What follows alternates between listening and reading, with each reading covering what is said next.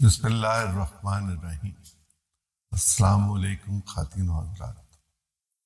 بات تو الیکشن ہی کی کروں گا، لیکن آج 5 فروری ہے اور ہم 5 فروری کو کشمیر سے یکجہتی کے اظہار کے لیے دن کے طور پر مناتے ہیں۔ یہ یکجہتی ایک دن کا مظاہرہ نہیں ہے، یہ ہمارا صدیوں کا ساتھ ہے، ہماری شارک ہے، ہماری زندگی ہے، ہمارا دین ہے، ہمارا رقبہ ہے، انسانیت ہے، خواتین کے حقوق ہے، بچوں کے حقوق ہے، بزرگوں کے حقوق ہے۔ ایسی سرزمین پر کہ جہاں علی گیلانی جیسے معتبر جری بوڑھے جوان اپنی زندگیوں کی قربانیاں دے چکے ہیں، جہاں برہان وانی کو کبھی کوئی نہیں بھول سکے گا، جہاں حزب المجاہدین کے ان جوانوں کو کوئی نہیں بھول سکے گا کہ جنہوں نے اپنی زندگیاں اسی کام کے لیے لگا دیں کہ ہم وہ غلامی سے نکلیں گے، ہم تسلط سے نکلیں گے، ہم ریاستی جبر سے نکلیں گے، اور پھر ہمارا اور ان کا تعلق کیا ہے؟ یہ تعلق وہی ہے جو ہم 70 سال، 80 سال، 90 سال اور آج بھی اپنے لیے بھی اظہار کرتے ہیں کہ ہمارا تعلق ہے لا الہ الا اللہ محمد الرسول اللہ۔ ویسے تو مسلمان باؤنڈریز پر یقین نہیں رکھا کرتے تھے، وہ جغرافیائی حدود کے قائل نہیں تھے۔ خلافت عثمانیہ تک یہ صورتحال رہی۔ آپ نے اور میں نے ارطغرل کا وہ ڈرامہ دیکھا تھا جو ایک خاص مقصد کے لیے ہمیں دکھایا جا رہا تھا، لیکن تھی تو تاریخ سے سبق سیکھنا چاہیے، اور جو قومیں تاریخ سے سبق نہیں سیکھتی، جو اپنی غلطیوں کا اعادہ کرتی ہیں، جو ان سے سبق حاصل نہیں کرتی، وہ تاریخ میں مٹ جاتی ہیں، ان کا نام و نشان باقی نہیں بچتا۔ قرآن بھی بستیوں کے اجڑنے، قوموں کے تباہ ہونے اور ریاستوں کے تباہ و برباد ہونے کا تذکرہ کرتا ہے۔ اللہ ہمیں یہ علم دیتا ہے۔ دنیاوی تاریخ بھری پڑی ہے کہ ریاستیں کیوں اور کیسے تباہ ہوتی ہیں۔ کیا USSR تباہ نہیں ہوا تھا؟ کیا بر صغیر پاک و ہند کے ٹکڑے نہیں ہوئے تھے؟ کیا جغرافی نہیں بدلی تھی؟ لیکن میں تو بات کشمیر کی کر رہا ہوں۔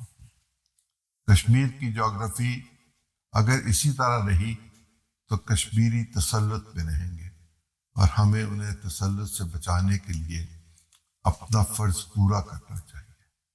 اور ہمارا فرض کیا ہے؟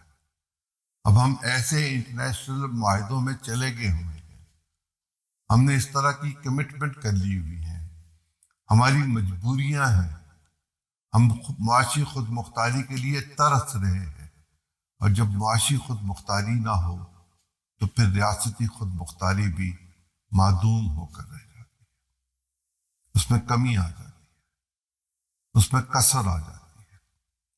اور جب آپ کسی دوسرے کی مرضی کے تحت اپنی زندگی کو گزارنے پر مجبور ہو جائیں تو پھر اپنی زندگی میں ایک کسک رہتی ہے، ایک تڑپ رہتی ہے، ایک خفت رہتی ہے، شرمندگی رہتی ہے۔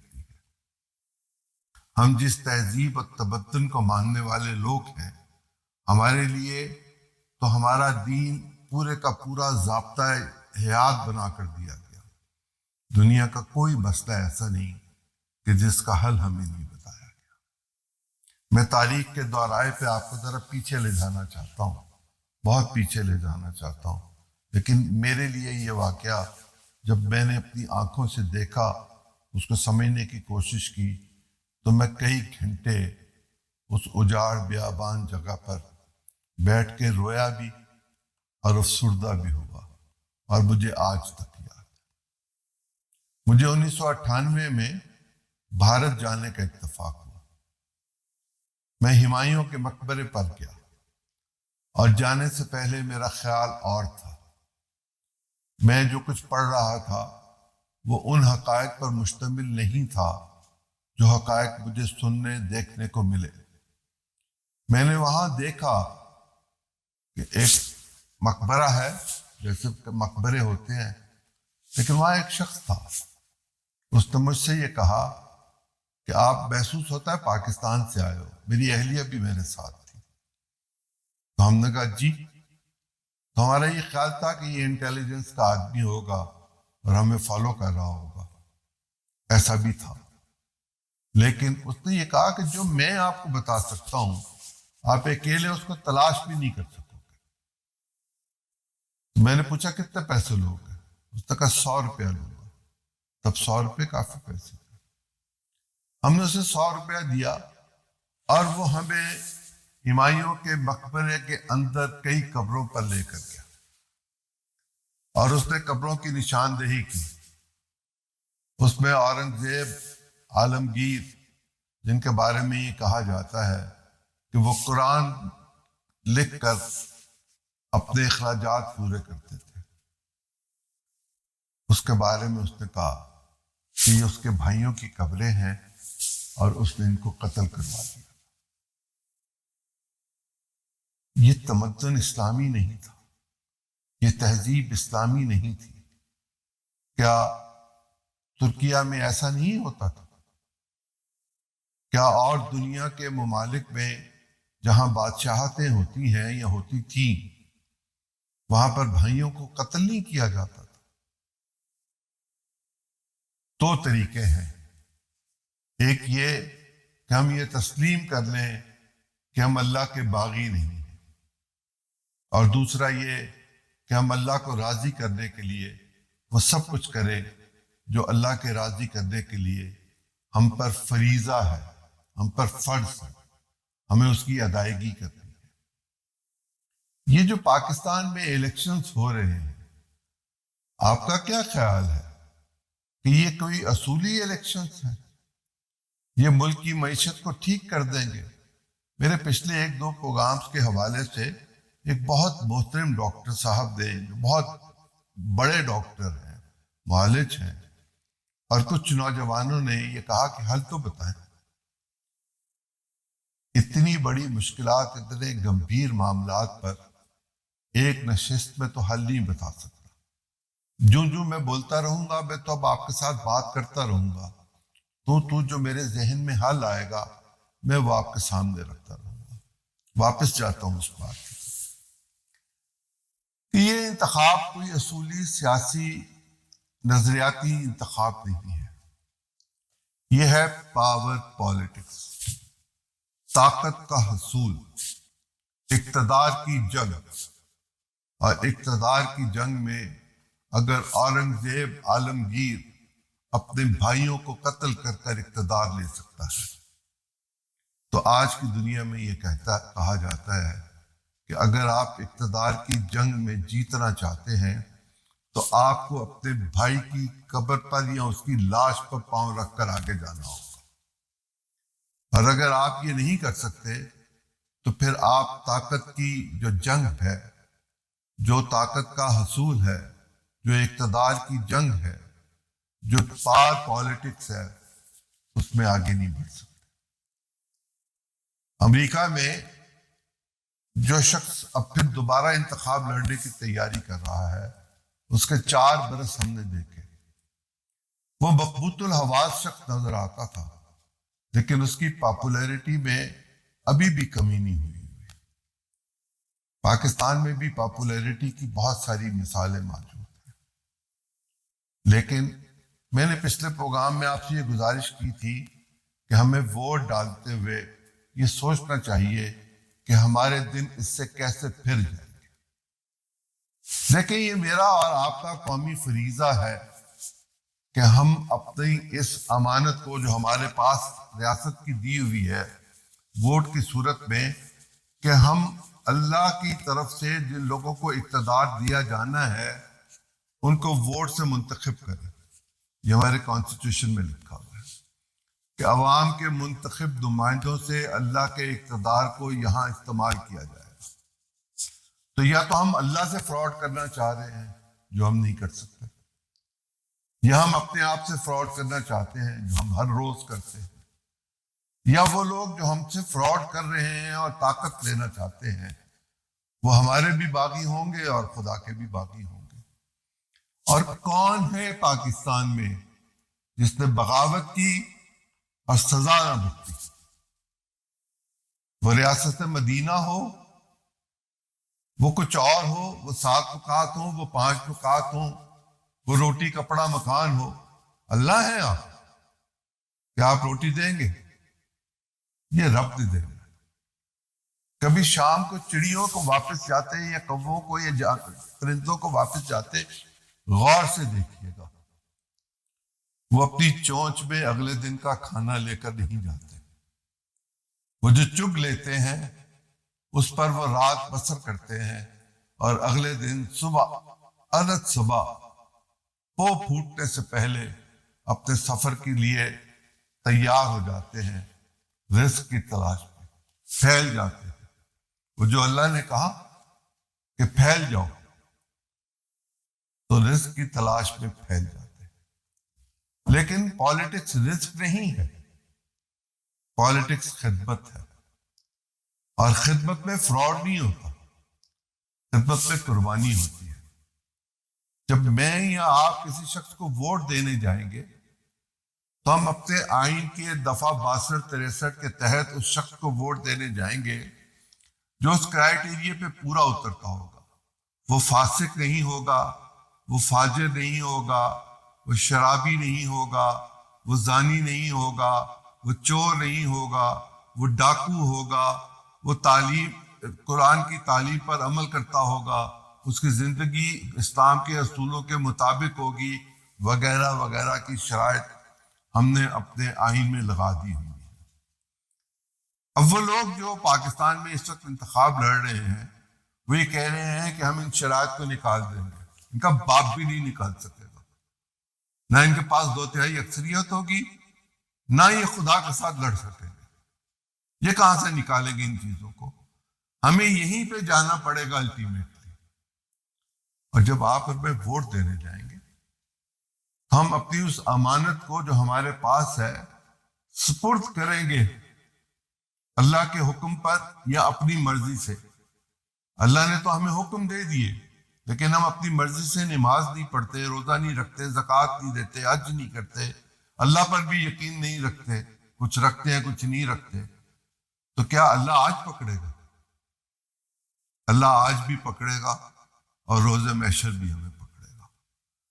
ہم اس امانت میں خیانت کر رہے ہوں گے جب ہم صحیح شخص کو ووٹ نہیں دیں گے، جب ہم یہ جانتے ہوں گے کہ بھاگنے والے شخص کے ہاتھ میں شہد کی بوتل ہے اور وہ شہد جو ہے وہ ایک انڈسٹری میں بنا ہوا ہے، وہ کسی مری بروری میں بنا ہوا ہے، اور ہم اسے یہ کہیں گے یہ شہد ہے۔ شہد میں تو شفا ہے، قرآن کا حکم ہے، قرآن کی ہدایت ہے۔ ہم کہاں کس چیز کو جوڑتے ہیں؟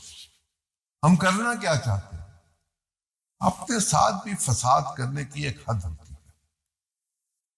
ہم یہ شہادت دیں گے ووٹ دیتے ہوئے کہ یہ شخص ان شرائط پہ پورا اترتا ہے کہ یہ اللہ کے دین کے بتائے ہوئے طریقوں کے مطابق ہماری زندگی کو سنوارنے کے لیے قانون سازی کرے گا، یہ پاکستان کی سلامتی اور خود مختاری کے لیے کام کرے گا، یہ پاکستان میں بچوں کے لیے نگہداشت کے جو ادارے ہونے چاہیے ان کو دیکھے گا، یہ پاکستان کے 3.25 کروڑ بچے جو اسکول سے باہر ہیں ان کے لیے تعلیم اور درس کا انتظام کرے گا۔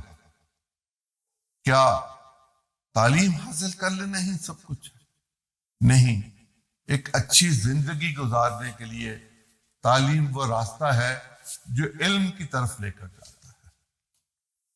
اور یہ یاد رکھیے گا کہ عالم بے عمل، میں دوبارہ عرض کر رہا ہوں کہ عالم بے عمل جہنمی ہے، اور یہ ممکن نہیں ہو سکتا کہ جس شخص کے پاس علم ہو اس کے پاس فکر اور فقر نہ ہو۔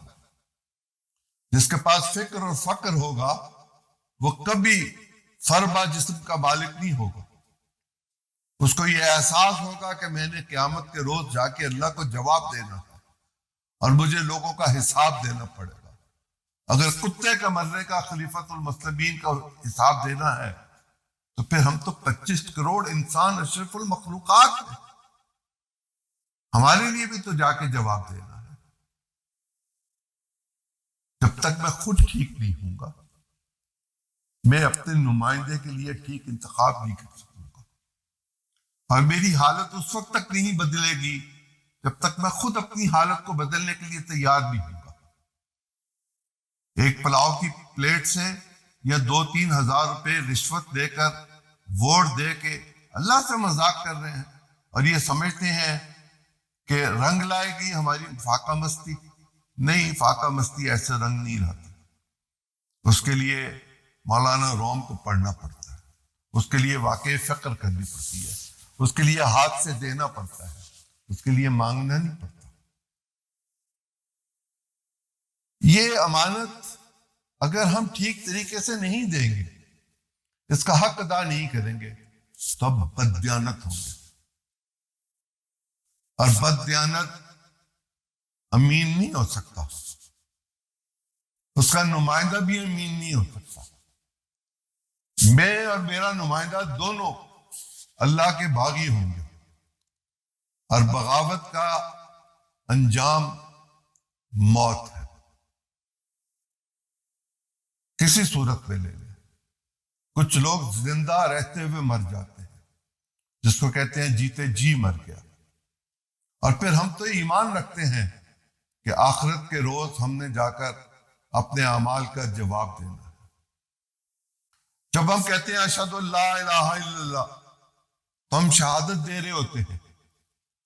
ہم نے ووٹ ڈالتے ہوئے بھی ایک شہادت دینی ہے کہ ہمارا نمائندہ ٹھیک شخص ہے، اور اگر ہم اس بات کو سوچ نہیں سکتے کہ کون ٹھیک ہوگا تو 2 منٹ کے لیے ذرا آئینے کے سامنے کھڑے ہو کے دیکھ لیجئے گا کہ کیا جو میں سوچ رہا ہوں یا میں چاہتا ہوں ایسے ہی ہونا چاہیے۔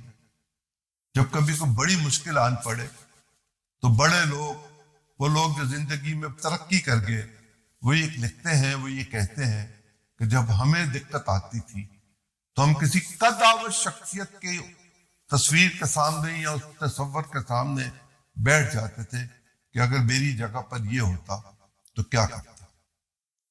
کیا حضرت امام حسین سے ووٹ ہی کی بات کی گئی تھی نا، بیعت ہی مانگی گئی تھی، کر دی تھی انہوں نے۔ کون ہے جو سید الشہداء کو نہیں مانتا، جو ان کی قربانیوں پر انہیں خراج عقیدت اور خراج تحسین پیش نہیں کرتا؟ کون ہے جو ان کی یاد میں آنسو نہیں بہاتا؟ کون ہے جو ان کی پیروی نہیں کرنا چاہتا؟ صرف یزید یا اس کے پیروکار؟ کیا یزیدیت ختم ہو گئی ہے؟ نہیں، یزیدیت اپنے رنگ بدل لیتی ہے، وہ رنگ بدل کر ہم سے منافقت کے ساتھ اقتدار لینا چاہتی ہے۔ ہمیں دینا چاہیے؟ نہیں، ہمیں نہیں دینا چاہیے، بالکل نہیں دینا چاہیے۔ اور میں آپ سے یہ بھی عرض کر دوں کہ میرا نمائندہ جو کام کرے گا اصل میں تو وہ میں کر رہا ہوں گا۔ وہ چوری کرے گا، ڈاکہ ڈالے گا، فساد کرے گا، کچھ بھی کرے گا، وہ اصل میں کر رہا ہوں گا، اس لیے کہ میں نے اس کو منتخب کیا۔ میں نے 2 دفعہ پہلے بھی ذکر کیا، میری سمجھ سے بالات آ رہا ہے کہ ایسا کیوں کیا۔ 2022 نومبر میں 10 نومبر کو غالباً جماعت اسلامی نے اپنی شورا کے ذریعے اپنا منشور قوم کے سامنے پیش کیا تھا۔ اس میں لکھا تھا کہ ہم 300 یونٹ بجلی غریب گھروں کو مفت مہیا کریں گے۔ یہ بات بلاول صاحب بھی کر رہے ہیں، یہ نواز شریف صاحب بھی کر رہے ہیں، یہ زیاد بکر بھی کر رہا ہے، لیکن جنہوں نے یہ بات شروع کی تھی وہ اس بات کو لے کر آگے کیوں نہیں چل رہے؟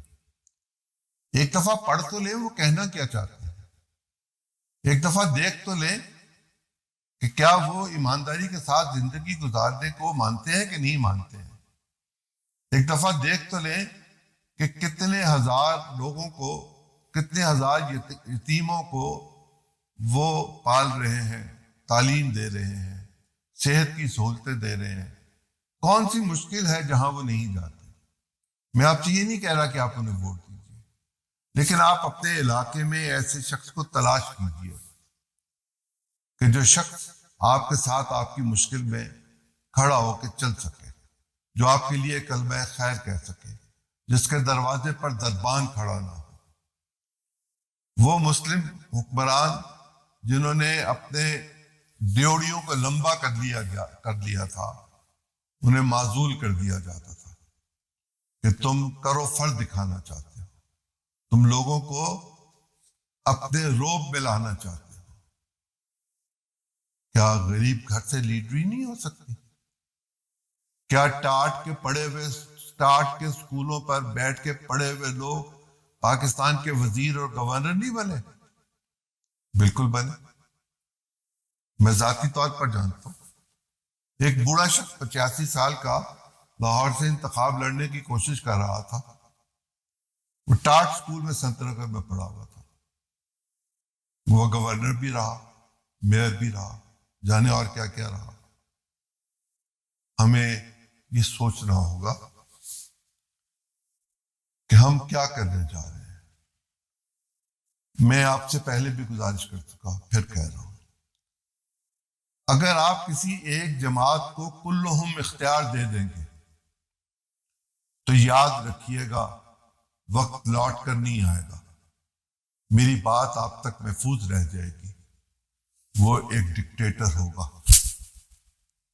اس کی جماعت ایک فسطائیت کی نظام کو لے کر آئے گی، وہ کسی کی بات سننے کو تیار نہیں ہوگا، وہ اپنے ہی لوگوں کی بھی بات سنے گا، چاہے جائے کہ وہ کسی دوسرے کی بات سنے گا۔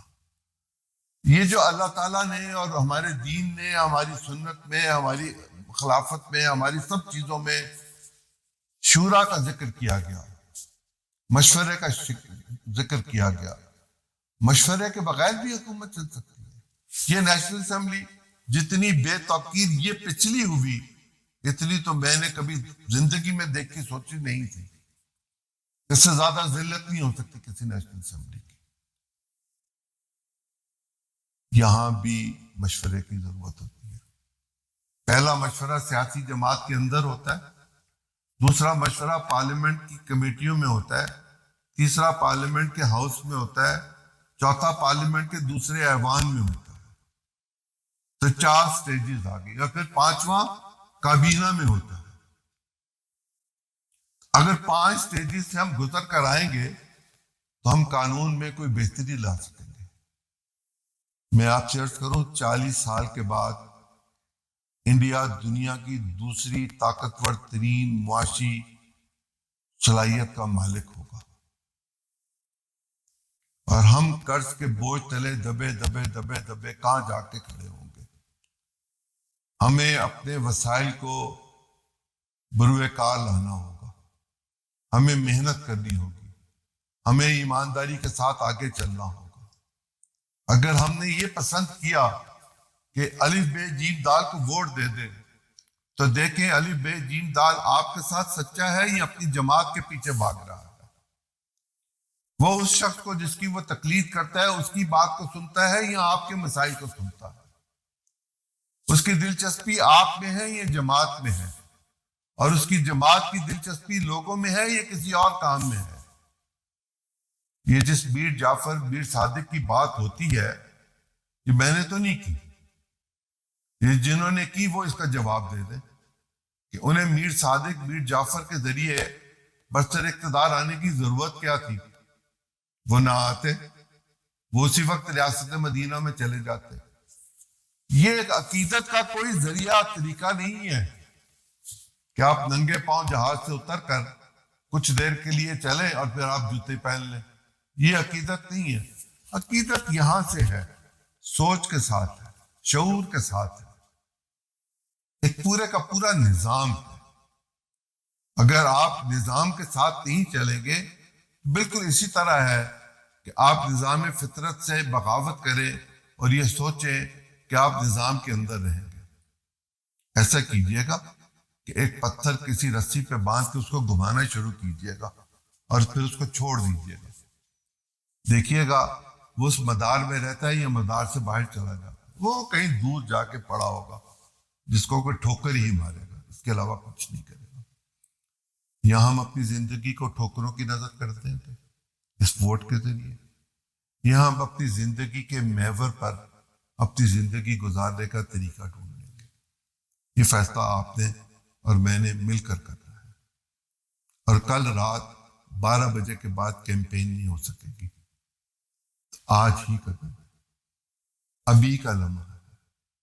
کتنی دیر لگی تھی حضرت عمر فاروق کو یہ فیصلہ کرنے میں کہ قتل کرنے جانا ہے یا ایمان لانے جانا ہے؟ بس اتنی ہی دیر چاہیے ہوتی ہے۔ اپنی غرض کو، اپنی پسند کو اللہ کی پسند اور اللہ کی مشیت میں دے دیں، اور دیکھیں کہ ہم یہ کہتے ہیں کہ یہ ملک خداوند تعالیٰ نے ہمیں دیا تھا، کاہے کے لیے؟ 25 کروڑ لوگوں کی زندگی اجیرن کرنے کے لیے، اور اس کی بدولت مزید 25 کروڑ کو ذلیل کرنے کے لیے، یا اپنی زندگیوں کو کسی ضابطے میں لانے کے لیے؟ اگر ہم زندگیوں کو کسی نظم میں، کسی ضابطے میں لے آئیں گے تو پھر ہم میں ایک اسلوب ہوگا، ایک طریقہ ہوگا، ایک شعار ہوگا، ہم ایک تہذیب کے دائرے میں رہیں گے۔ ہمارا تمدن ہمیں جو سکھاتا ہے وہ سلیقہ، وہ طریقہ، وہ زندگی گزارنے کے اصول، جن میں کچھ قدریں ہیں، کچھ بندشیں ہیں، کچھ آزادیاں ہیں، لیکن حیا ہے، شرم ہے، رواداری ہے، حقوق ہے، فرائض ہے۔ یہ نہیں ہو سکتا کہ میں آپ کو حقوق کا درس دوں اور فرائض کی بات نہ کروں۔ یہ بھی نہیں ہو سکتا کہ آپ فرض پورے کریں، ٹیکس دیتے رہیں، ماچس کی تیلی پہ ٹیکس دیں، پین پہ ٹیکس دیں، قلم پہ ٹیکس دیں، کاغذ پہ ٹیکس دیں، اور آپ کو سہولت نہ ملے۔ وفاداری یک طرفہ نہیں ہوتی۔ اگر ریاست مجھ سے وفاداری چاہتی ہے تو مجھے میرے حقوق چاہیے، اور وہ مجھے میرے منتخب نمائندوں کے ذریعے چاہیے، اور میرے نمائندوں کا انتخاب میرے ہاتھ میں ہے۔ میں آپ کے لیے دعا کروں کہ اللہ تعالیٰ آپ کو اور مجھے یہ استطاعت دے کہ ہم ٹھیک فیصلہ کر سکیں۔ اگر ہم نے آج ٹھیک فیصلہ کر لیا تو پھر اس بات کا امکان ہوگا کہ انتخاب کے بعد جو مخلوط حکومت بنے گی اس میں مشاورت کا معاملہ سر فہرست آ جائے گا، اور جب مشاورت ہوگی تو باہمی مشورے کے نتیجے میں اللہ کی برکت اور خیر بھی ہوگی۔ میں آپ کے لیے دعا گو ہوں، مجھ خاکسار کے لیے آپ دعا کر دیا کیجیے گا۔ اللہ آپ کا نگہبان ہو۔ اللہ حافظ۔